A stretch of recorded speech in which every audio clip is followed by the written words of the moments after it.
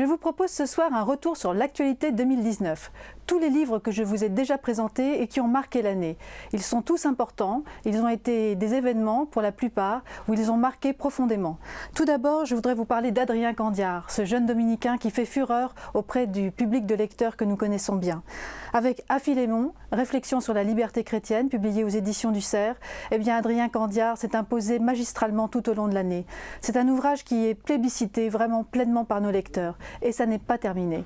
Vous allez découvrir dans ce livre, si vous ne l'avez pas déjà lu encore, eh bien une très belle réflexion sur la liberté chrétienne, selon saint Paul, qui, dans une très belle lettre à Philémon, eh bien, nous donne la voie à suivre. Un ouvrage vraiment extrêmement marquant et essentiel. Un moment de vérité à présent avec Véronique Margron, publié chez Albin Michel. Là encore, un livre qui a fait date et qui s'est inscrit dès les premiers mois de l'année 2019 comme un livre incontournable pour comprendre vraiment de l'intérieur la crise que connaît l'Église catholique en France. Elle explique tout de façon très claire.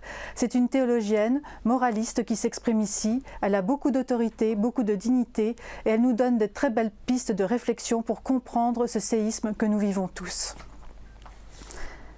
Avec le cardinal Robert Sarrat et Nicolas Dia, Le soir approche et déjà le jour baisse, publié aux éditions Fayard, eh bien là encore, c'est un ouvrage merveilleux qu'il faut lire. C'est un ouvrage grave, là encore.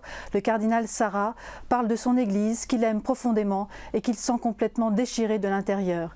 Il parle de la crise de foi que nous vivons tous. C'est un livre vraiment éminemment spirituel, un livre qui, là encore, fera date, un livre qui est vraiment important pour nous tous, pour comprendre une belle voix de l'Église qui s'exprime avec beaucoup de gravité. À présent, Jésus, encore et toujours, évidemment. Vie et destin de Jésus de Nazareth, publié aux éditions du Cerf, et c'est le bibliste Daniel Marguerat qui s'exprime ici.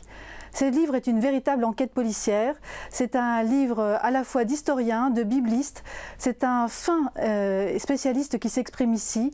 Il va tout nous faire découvrir du Jésus que nous connaissons déjà, mais que nous allons découvrir d'une autre manière. Ce livre-là encore a emporté tous les suffrages, un livre qui s'impose encore pour ces fêtes de fin d'année comme une lecture essentielle. Et puis pensons aux enfants aussi, avec une édition qui a été très importante cette année, c'est le YouCat pour les enfants, publié aux éditions MAM. Le catéchisme de l'Église catholique pour les jeunes enfants, c'est un ouvrage ludique, formidablement bien illustré, commenté. Le catéchisme pour les enfants, cela existe et c'est celui de MAM. Et puis enfin, nous avons vécu aussi une heure très grave cette année, c'est l'incendie de Notre-Dame. Alors avec Monseigneur Patrick Chauvet, qui a publié Notre-Dame d'Espérance, publié aux éditions Presse de la Renaissance, eh bien faisons une ultime visite de Notre-Dame de Paris, telle que nous l'avons connue, et telle que Monseigneur Chauvet l'a connue de l'intérieur. Un ouvrage extrêmement émouvant et une lecture, là encore, historique.